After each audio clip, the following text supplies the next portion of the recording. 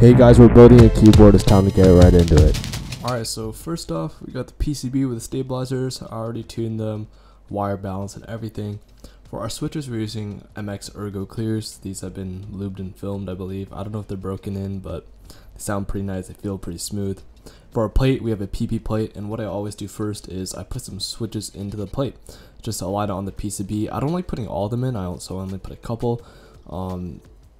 This PP plate is custom cut from Hype Keys for this keyboard, and I think it looks really pretty. It's frosted, I think, and I also use it for my Polaris. I really like the sound of it, and it goes well with browns, Ergo clears, and really any cherry switch, I think. So it was a little bit annoying to put in. I don't know why, but the pins were like not fitting into the holes, so I had to do a little bit of fidgeting, but eventually I do get it in. So I'm just doing some checks to make sure that the plate isn't sagging. You notice that sometimes when you put in the switch, the plate will just like fall instead of clicking into the switch. Kind of get stuck to the PCB. And here is where I'm using a plate fork. And what the plate fork does is it provides, it just makes the plate a little bit stiffer, and it allows it not to sag when you put in the switches. So you just align the plate fork with the switch. Normally just put one in, then put the plate fork in, then put the rest in. So I'm just doing 3 at a time, I believe here. Yeah, it works really well. I'll speed it up a little bit for you guys so you don't have to watch me just put in a switch a little time. I'm always making sure that the plate is securely put on. So see me putting the rest of them in, you notice how I move this plate fork. And for the ones in the middle, I use the thinner side, and then I just align it with one of the switches, and I put the switch in. As you can see, it goes right in. There's no sagging in the plate. Sometimes I use my finger as a support, as you can see here, and then I put the switch in. Now all the switches have been put into the keyboard, and it's time to solder. Yeah, I already did all the soldering. I kind of forgot to record it, but I did it. It's pretty boring. It's just standard soldering. So now I'm gonna put the keycaps on. You can do this later too, but I'm just doing it now. We're using GMK Olivia. I think that'll work really well with the EY keyboard, and I guess I haven't shown the case yet, but bam, the keycaps go on. There we go. Because it's a gummy O-ring mount, I have to put the O-ring around the PCB and plate so that it can be friction fit into the case. Most keyboards are gasket mounted, top mounted. I've seen a lot of leaf spring mounts too. Those will be assembled differently. This one's pretty simple. You just put the O-ring and then you slide it into the case. So right now what I'm doing here is I'm just fidgeting around with it to make sure that the tightness of the O-ring is even throughout and it's not loose on one side. Now we get to the case. This is the tsukoni. It is a 60% wind keyless gummy O-ring mount. Pretty sure this is one of the prototype units. I could not find this shit on Mech Market. It is a very, very nice keyboard. It's kind of like a unicorn, I guess. It's got the back piece with like a back and echo mounting style. So yeah, I think of it kind of like a unicorn. In terms of sound signature, I don't know how it compares. You see me here putting the rubber feet on. It's just so I don't scratch the bottom. I am working on a key mat and the microfiber cloth, so I will have no problems with scratching the bottom. So yeah. For this keyboard, you actually need to screw off the back piece to put in the JST cable. So you see me here, I'm taking out the screws. I'm very, very careful with it because I don't want to put any scratches on the back piece. If you drop a screw on it and the back piece is like aluminum, it will scratch, even just a very small nick, and it really annoys me, so I'm very careful here. I'll speed up a little bit. Now that all the screws are off, I'm going to take off the back piece, and it's a lot thinner than I expected. I don't know what material it's made of, but it is decently heavy. It gives the board some weight.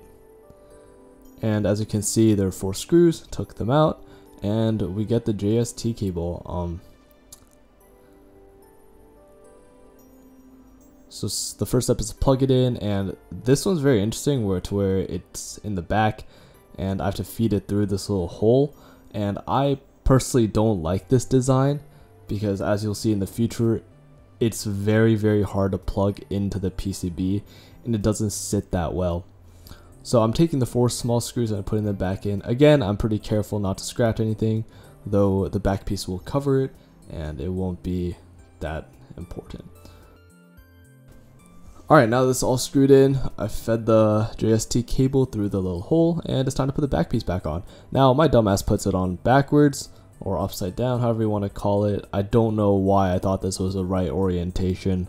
I was being really stupid, but it is on backwards now. My friend did fix it, so it is right side up, but when I gave it to him, it was backwards. that I think is pretty funny. I'm adjusting the cable because it will not sit properly. So yeah, I ended up just lifting up and pulling it from the bottom side so that the back piece would sit. And again, I'm very, very careful on my screws to make sure not to scratch anything. And now all the screws are on. We can flip it over. As you can see, you have the little JST cable sticking out. So now it's time to slide our PCB in. But first, we need to put the JST in. I'm making sure that the pins are on the right side. And holy shit, this was so annoying to put in. You see me fidgeting a little bit here, but oh my god, this was a pain in the ass. I pulled it as much as I could without damaging it, and still it was so short that it took me a solid like 5 or 6 minutes to just put it in. It was very, very frustrating. See the camera moving here is because I have it attached to a tripod that's hanging over my desk. I like this angle more for building keyboards. You can actually see what I'm doing. But yeah, eventually I got it in, and now it's time to put the keyboard into the case. You see that, I'm gonna pause the video here. You see that there are these little domes sticking out, like semicircles. That's where the O-ring or like PCB will rest in the case, and that's what gives it like the bounciness as well. If you don't have those, it'll just sink to the bottom and there will be no flex at all. It's just sitting on the case. So that's why those are there for O-ring mounted cases. So once I put it on top of those domes, I pushed the top part in. My forehead blocked a lot of the clip, so I just cut it out. As you can see, I'm just testing the flex and making sure that it's all in properly. I think the pink O-ring looks pretty goofy through the PP plate, but overall looks really nice. Before I get to the sound test, you'll notice that I actually had to take off a couple of keycaps, and this is because of the wooden keyless blockers. They interfered with the keycaps while I was putting them in, so I decided to take them off. I also took off the entire top row just to make sure that the O-ring would sit properly. So this is called a tsukoni. I forgot the name of the keyboard already. I'm fucking stupid. Tsukino. It's called a tsukino. So the keyboard name is tsukino. It's a PP plate from Hypekeebs. It's a 1.6mm non-flex cut PCB, lubed and filmed MX Ergo clears with GMK Olivia, but really GMK keycaps would make a similar sound signature.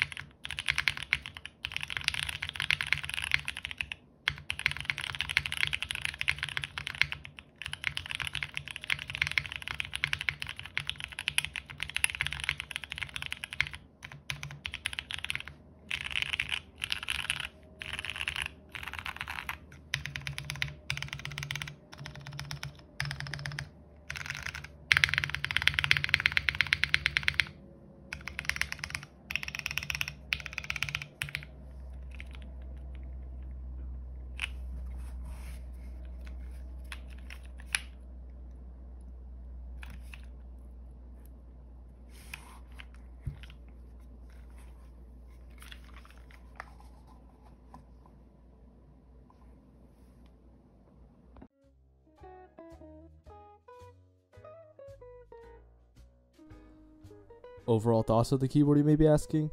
Well, it's just a fucking Bakaneko 60. Just get a Bakaneko. It's a Bakaneko with a weight. Like, you can save yourself $400 by getting a Bakaneko.